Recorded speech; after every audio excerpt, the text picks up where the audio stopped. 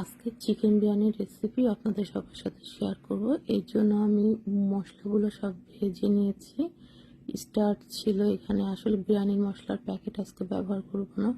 বাসায় যেসব মশলা ছিল সেইগুলো ভেজে আমি ব্লেন্ড করেছি। আর এই যে আমার কাছে টক দই ছিল না, তাই আমি মাংসের মধ্যে একটু সিরকা দিয়ে দিয়েছি। হ্যালো এভরিওয়ান, আসসালামু আলাইকুম। আপনাদের সাথে আজকে যেটা রান্না করব সেটা হচ্ছে চিকেন বিরিয়ানি। তো পুরো রেসিপিটা আমি দেখাবো, আশা করি সবাই শেষ পর্যন্ত আমার সাথে থাকবেন। আমি যে পেঁয়াজটা বেরেস্তা করে নিচ্ছি এবং সাথে একটু আলু দিয়েছি, আমি নতুন আলু। আর মুরগিটা তো আমি ম্যারিনেট করে রেখেছিলাম আগেই। আর আগের থেকে বলে রাখছি, আমি কিন্তু প্যাকেট কোনো মশলা ইউজ করিনি। জাস্ট বাসায় যেসব মশলা ছিল সেইগুলাই আমি তেলে ব্লেন্ডারে গুঁড়া করে নিয়েছি, যেমন শাহি জিরা, গোটা জিরা। আর এখানে কিন্তু আমি বাদাম পেস্ট করে দিয়ে দিচ্ছি। বাদামটা ছিল কাজু বাদাম, আর একটু কিশমিশ ছিল, সেটা আমি দিয়ে দিয়েছি এর মধ্যে। বাসায় আসলে যেই রকম মশলাই থাকুক না কেন, আপনারা কিন্তু খুব সহজে এই বিরিয়ানি রেসিপিটা বানাতে পারেন। এক্সট্রা কোনো কিছু বাইরের থেকে আনতে হবে না।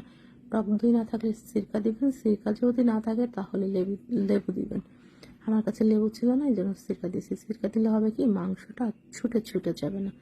দেখুন আমি এটাকে ভালো মতো কষাচ্ছি, আর ছোট ছোট নতুন আলু দিয়েছি। আর এর মধ্যে এখন আমি দুধ দিয়ে দিব। আর আজকে কিন্তু আমি বিরিয়ানিটা রাইস কুকারে রান্না করব, তাই চুলায় আগে মাংসটা ভালো করে রান্না করে নিচ্ছি। তারপরে চালটা এর মধ্যে দিয়ে আমি এইটাকে ভালো করে ভেজে নিব। আর দুধটা যখন একদম শুকায় যাবে তখন। আর এরই মধ্যে না, আমার চা খাওয়ার জন্য মাথা ব্যথা করতেছিল। যেহেতু সন্ধ্যায় রান্না করতেছি, চা খেতে পারি না, এই যে আমি চাটা বসিয়ে নিলাম। আসলে চা যারা খায় তারা আসলে চা না খেলে পারে না। আচ্ছা, আমি কিন্তু এর মধ্যে চিনিও দিয়ে দিয়েছি 2 চামচ। চিনি দিলে প্রত্যেকটা খাবারের টেস্ট কিন্তু বেড়ে যায়, বিশেষ করে বিরিয়ানি মাংসের লাস্টে যদি আপনি অল্প পরিমাণে চিনি দেন। আর চালটা আমি আগে থেকে ধুয়ে রেখে দিয়েছিলাম পানি ঝরায়ে ভালো করে।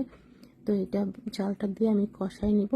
এই বিরিয়ানিটা রান্না করতে কিন্তু খুব বেশি সময় লাগে না, জাস্ট কষানো প্রসেস আর ম্যারিনেট করা প্রসেসটা। আপনার যদি মাংস ম্যারিনেট করা থাকে তাহলে খুব সহজে আপনি মাংসটা রান্না করেই রাইস কুকারে বসিয়ে দিতে পারেন। আর আমার কিন্তু এটা ম্যাক্সিমাম আধা ঘন্টা টাইম লাগছিল রান্না করতে। আর এই যে পানিটা দিয়ে, কেটেলের গরম পানি দিয়ে রাইস কুকারে দিয়ে দিয়েছি।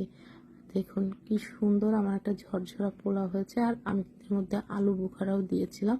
আপনার বাসায় থাকলে দিবেন, না থাকলে দিবেন না, কারণ এটা একটা খুব বাসায় সহজ রেসিপি। আর এটা খেতেও কিন্তু অনেক মজা হয়েছিল। আমি প্লেটে বেড়ে আপনাদেরকে দেখাচ্ছি। দেখুন কি সুন্দর একটা বিরিয়ানি হয়েছিল, মাখো মাখো টাইপের। আলুটা কিন্তু একদম গলে গিয়েছিল, কালারটা দেখলেই বুঝবেন। তো আপনারা আমার সাথে যে এই পর্যন্ত আসছেন, প্লিজ আমার ভিডিওটাকে একটি শেয়ার, একটি লাইক করে দিবেন। এবং আমি এরকম রেসিপি ভবিষ্যতে আরও নিয়ে আসবো। আপনারা কমেন্ট করবেন কে কে এরকম রেসিপি দেখতে চান।